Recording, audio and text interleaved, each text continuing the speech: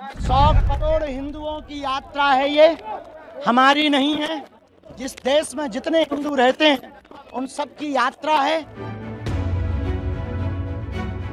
जो कहते थे हिंदू बटे हैं, वो देख लें, हिंदू एकजुट हो रहे हैं। हिंदुओं के बीच जाति, भेदभाव, छुआछूत, अगड़े और पिछड़े का फर्क मिटाने के लिए बागेश्वर धाम के पीठाधीश्वर धीरेन्द्र कृष्ण शास्त्री ने मध्य प्रदेश के छतरपुर जिले से बीते 21 नवंबर से 9 दिवसीय हिंदू एकता पदयात्रा शुरू की। इस पदयात्रा में साधु संत समाज के लोगों के साथ आम जनमानस ने भी हिस्सा लिया।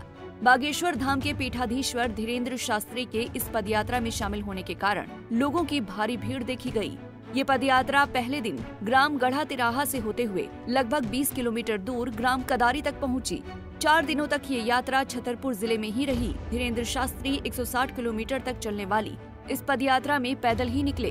देखते ही देखते इस पदयात्रा का विरोध राजनीतिक घरानों के अलावा धार्मिक जगहों से भी होने लगा। 26 नवंबर को काशी विश्वनाथ की नगरी वाराणसी में मौजूद शंकराचार्य स्वामी अविमुक्तेश्वरानंद सरस्वती ने तीखी प्रतिक्रिया देते हुए कहा कि धीरेन्द्र शास्त्री एक राजनीतिक शक्ति के एजेंट के रूप में काम कर रहे हैं। ये राजनीति है। देखिए, इधर कहा जा रहा है बटोगे तो कटोगे, तो बटोगे का मतलब कि जातियों में मत बटो, ठीक है।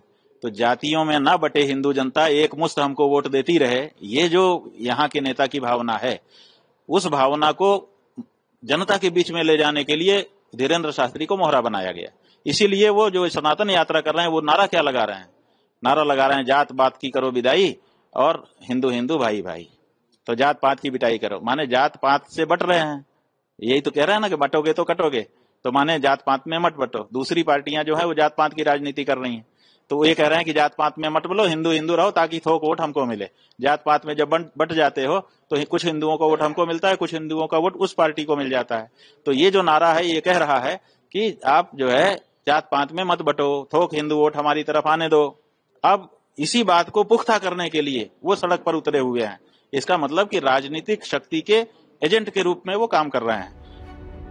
लगभग 20,000 लोगों ने धीरेन्द्र शास्त्री की इस पदयात्रा में साथ चलने के लिए पंजीकरण कराया।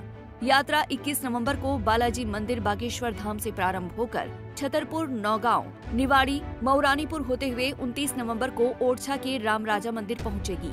बटेंगे तो कटेंगे नारे को लेकर धीरेन्द्र शास्त्री ने कहा, जातियों में बटेंगे तो निश्चित रूप से कटेंगे। इसीलिए तो प्रण लिया है कि हिंदुओं को एक करेंगे, जाति पाति को मिटाना है, यही हमने प्रण ठाना है। खैर, 26 नवंबर यानी मंगलवार को बागेश्वर धाम के पुजारी धीरेन्द्र कृष्ण शास्त्री की 9 दिवसीय हिंदू एकता पद यात्रा उत्तर प्रदेश के झांसी के लिए निकली। यहाँ उन्होंने बड़ी संख्या में लोगों के साथ यात्रा की, बल्कि उनके साथ खाना भी खाया। इसके बाद जब मीडिया ने बागेश्वर बाबा से बातचीत की तो उन्होंने बांग्लादेश में इस्कॉन के चिन्मय प्रभु की गिरफ्तारी पर जबरदस्त गुस्सा जाहिर किया और भारत के हिंदुओं को भी संदेश दिया। ये सब चालें हैं, बांग्लादेश में हिंदुओं को खत्म करना चाह रही वहाँ की सरकार। वहाँ के हिंदू बुजदिल हैं, उनको तुरंत एक होकर सड़कों पर आकर वहाँ विरोध करना चाहिए और उनको तुरंत छुड़वाना चाहिए। और इस प्रकार का कृत्य करने वाली सरकार को मुंह तोड़ जवाब देना चाहिए। बांग्लादेश की सरकार को गलत है।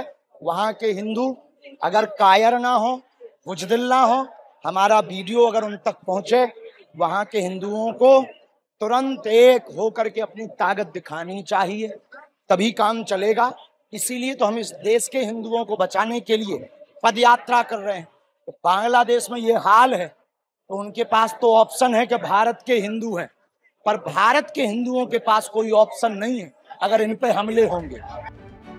बता दें कि महाराष्ट्र विधानसभा चुनाव में बीजेपी नेताओं ने जमकर बटेंगे तो कटेंगे नारे का इस्तेमाल किया है।